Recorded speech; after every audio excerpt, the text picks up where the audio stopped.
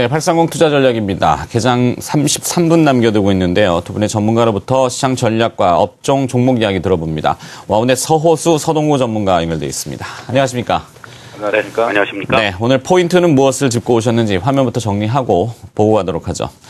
서호수 전문가의 오늘 시장 전략 포인트는 기준선, 5주 이평선에 대한 대응 전략, 기술적 분석을 좀 많이 강조하고 있습니다. 이 내용을 들어보도록 하죠. 서동우 전문가의 업종 종목 전략 보십니다.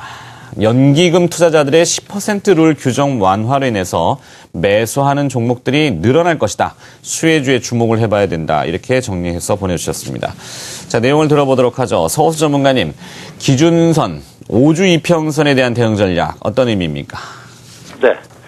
자, 오늘은 그 한 주를 마감 짓는 금요일입니다. 주봉이 완성되는 날이라고 말씀드릴 수가 있습니다. 지난주에 그 코스피는 기준선인 5주 이동평균선을 이탈을 해버렸습니다. 그래서 오늘 다시 그 5주선을 회복을 할 수 있느냐, 이 여부에 따라서 대응은 달라진다, 이렇게 말씀드릴 수 있습니다. 잠시 후에 자세하게 한번 알아보겠습니다. 자, 코스피 지지와 저항입니다. 먼저 지지라인입니다. 1차 지지라인 1934포인트 되겠습니다. 2차 지지라인 1926포인트입니다. 저항 라인입니다. 1차 저항 라인 1953포인트, 2차 저항 라인 5주선이 위치하고 있는 현재 1966포인트 정도 예상이 되고 있습니다.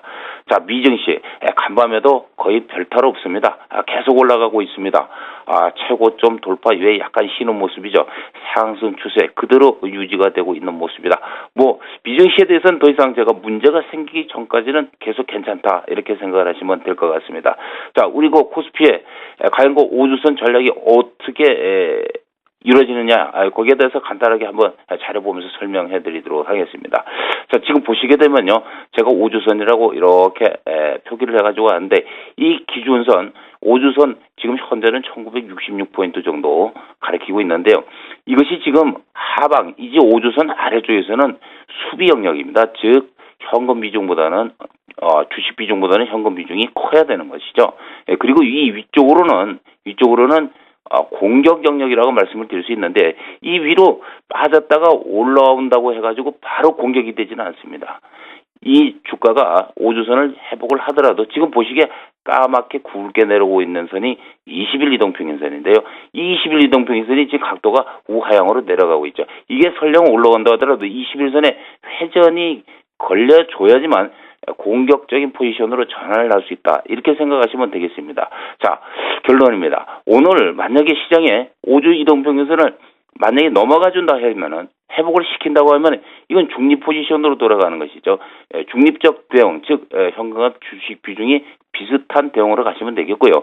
그 다음 주에 상대할 바로 20개 전의 봉이 바로 이 봉들입니다. 옆에 보시면 네모나게 표시가 되어 있는 지금 6개의 봉이 들어가 있는데, 저 부분에서 바로 20일 이동평균선의 회전 과정을 만들 것입니다. 바로 이 21일 이동평균선이 5주선을 돌파하고 다시 상방으로 회전이 되지만 공격적인 포지션, 즉 주식 비중이 현금 비중보다 높은 그런 포지션으로 전환이 된다, 이렇게 여러분들이 생각하시고 간단하게 대응을 할 수 있다, 이렇게 말씀을 드리도록 하겠습니다.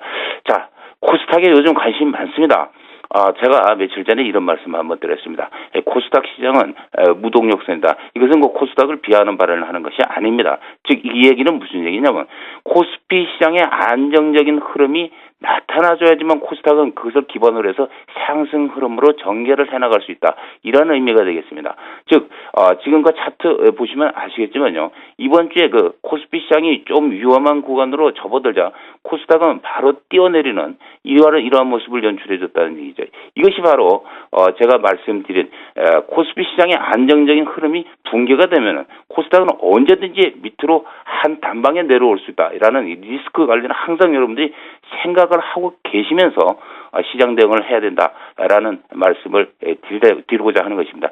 지금 보시게 되면요, 지금 큰 폭으로 내려오고 난 다음에 21일 이동평균선 위치까지 지금 3일간 반등을 했는데요. 아래쪽에 거래량 보시면 내려올 때 고점권 거래량에 미치지 못합니다. 이것은 무슨 얘기냐면, 특정 즉 종목의 확산, 여러 가지 종목이 확산이 돼가지고 한꺼번에 올라가는 것이 아니라 특정 종목, 즉 국영수 종목만 관리를 해서 지수만 땡겨놨다는 얘기죠. 이렇게 확산이 되지 않는 반등 구간에서는 올라오면 일단은 줄여놓는 것이 기본이다라는 말씀을 드리겠고요. 덧붙여서 한 말씀 더 드리자면은 코스닥 시장에 대세 상승론이 최근에 굉장히 많이 대두가 되고 있습니다. 고점으로 보면은 주봉 기준으로 지금 557포인트가 종가로 넘어가야 돼요. 그런데 지금 종가로 단 한 번도 넘어간 적이 없습니다. 다시 한번 말씀을 드리면 이렇습니다. 거래소 시장이 2055포인트를 넘어가야지만 대세 상승이라는 말을 쓸 수가 있거든요. 이제 코스닥도 마찬가지입니다. 거래소 시장에, 즉 코스피 시장이 2055포인트라는 지점을 넘어가야지만 코스닥 시장도 역시 대세 상승을 부르짖을 수 있다. 이렇게 생각을 하시고 조금 신중한 그런 개념을 가지고 대응을 해나가셔야 되는 대목이지, 무조건 코스피는 못 가도 코스닥은 막 올라갑니다. 이번에는 반드시 갑니다. 이런 논리로 대응하는 것은 바람직하지 않다라는 거. 왜냐? 이번에 좀 전에도 제가 말씀드린 바와 같이 코스피 시장의 위험 구간으로 도달하는 흐름이 나타나면 코스닥이 바로 이틀 만에 큰 폭 하락을 하는 그런 모습을 연출했다는 것은 앞으로도 이러한 부분이 계속적으로 반복해 나갈 가능성이 높다라는 얘기고요. 네.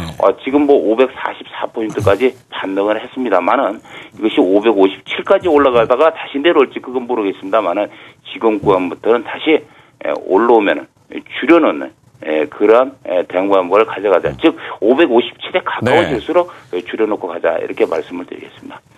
잘 알겠습니다. 자, 시장 전략을 먼저 기술적 분석을 통해서 들어봤고, 이번에 업종 종목 전략 가봅니다. 서동호 전문가님, 연기금 투자자들의 10%룰 규정 완화, 어떤 내용이고 관련 기업은 무엇입니까? 네, 사실 지난 10월 자본시장법 개정안이 통과가 되면서 이 내용도 포함이 돼 있었죠. 워낙 지금 시장에 북한발 리스크, 그리고 또 엔달러 환율의 100엔 돌파 여부, 이런 엔저 현상이 마치 모든 시장의 이슈와 재료, 모든 것을 빨아들이는 듯한 이러한 모습을 보여주면서 시장에 어떤 악재만이 난무하는 듯한 이러한 모습들을 보여주었습니다. 그러나 자본시장법 통합과 개정안 통과와 관련돼서 증권사들의 그런 대형화라는 이런 내용들, 거기에 맞물려서 바로 또 시장의 수급적인 측면에서 중요한 포인트로 작용이 될 수 있는 이 연기금 10% 룰 규정 완화라는 이런 내용도 우리가 앞으로 주목을 해야 될 그런 대표적인 내용이다라고 말씀을 드릴 수 있습니다. 간략하게 연기금의 10% 룰이 어떤 내용이냐라는 그런 부분들을 말씀을 드린다면 2009년도에 시행이 됐죠. 그래서 연기금이 어떤 해당 기업의 지분을 10% 이상 보유했을 경우에는 단 한 주라도 매매가 이루어질 경우에는 5일 이내에 공시를 하게 만드는 이러한 규정이다라고 보시면 되겠습니다. 아무래도 이러한 부분들은 연기금들의 어떤 투자 전략이라든가, 그리고 또 여러 가지 그러한 부분들을 진행을 하면서 추가적인 경비가 소요된다라는 측면에서 기업들을 내가 계속해서 좋은 기업이라고 생각돼서 매수를 하고 싶어도 하지 못하게 만드는 이런 투자 억제 요인이 되었다라고 보시면 되겠습니다. 바로 이러한 부분들이 이제 해소가 된다라면은 연기금의 어떤 투자 영향력은 더욱더 증대가 될 수가 있겠고요. 우리 시장이 과거부터 지금까지 제가 주식시장에 지금 20여 년 이상 있습니다만은 외국인들이 사주면 오르고 빠지면 내리는 이런 어떤 천수답 장세가 지속이 됐는데, 이 부분들이 만약에 해소가 된다라면은 외국인들에 대한 의존도도 상당히 약화가 되지 않겠느냐, 이런 긍정적인 흐름으로 우리가 볼 수가 있겠습니다. 현재 시점에서만 본다라면은 9% 이상 지분을 보유한 쉬운 8개 종목 정도가 단기 또 중장기적으로도 수혜가 예상이 된다, 이렇게 보면 좋을 것 같은데요. 현재 시점에서 연기금 9% 이상 지분 보유한 주요 기업들을 한번 좀 살펴보면 유한양행을 비롯해서 LG생명과학이라든가 제일모직, 만도, CJ제일제당, CJCGV, 그리고 또 코스맥스, 하나투어, 대덕전자, LG패션, LG전자, SK하이닉스, SK케미칼 등 많은 종목들이 현재 9% 이상의 지분을 보유하면서 이들 종목들이 다른 어떤 것들보다도 좀 더 빠르게 연기금 쪽에서 매수세가 유입될 수 있지 않겠느냐, 이렇게 전망을 해볼 수가 있겠습니다.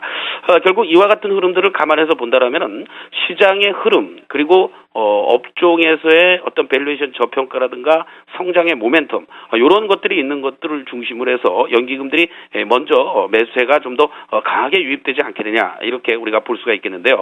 오늘은 그 가운데서도 제일모직을 한번 살펴볼 필요가 있겠습니다. 얼마 전에 이제 OLED와 관련돼서 이서연 부사장이 제일모직을 방문하면서 소재도 디자인이다 이런 얘기를 하면서 주가가 단기간에 또 이렇게 급등하는 이러한 모습들을 보여주고 있습니다. 수급적인 측면에서도 보면요, 기관들 연기금을 중심으로 해서 기관들의 매수가 꾸준하게 유입이 되고 있는 이러한 부분이다라고 말씀을 좀 드릴 수 있겠고, 또 하나 이제 제일모직의 모멘텀이 바로 갤럭시 S4의 2분기부터 부품을 공급한다라는 이러한 내용들, 그리고 또 독일의 LED 업체를 인수한다라는 이러한 내용들이 전해지면서 네. 단기간에 어떤 그 하락의 이러한 흐름들을 돌파해주는 이러한 모습이 나타나고 있다는 것이 긍정적이다라고 볼 수가 있겠습니다. 결국 제일모직의 경우에는요, 요 92,000원 내외, 9만원대 초반짜리라면은 이제는 오히려 여러분들이 좀 더 단기 중장기적으로 매수에 가담할 수 있는 자리들이 나온다라고 볼 수가 있겠고, 네. 요 85,000원 라인이 결국은 하방 경직성을 보여주는 가장 강력한 지지선의 역할을 해줄 가능성이 높다 이렇게 말씀드리겠습니다. 잘 알겠습니다. 자, 830 전략 와운의 서호수 서동구 전문가였습니다. 고맙습니다.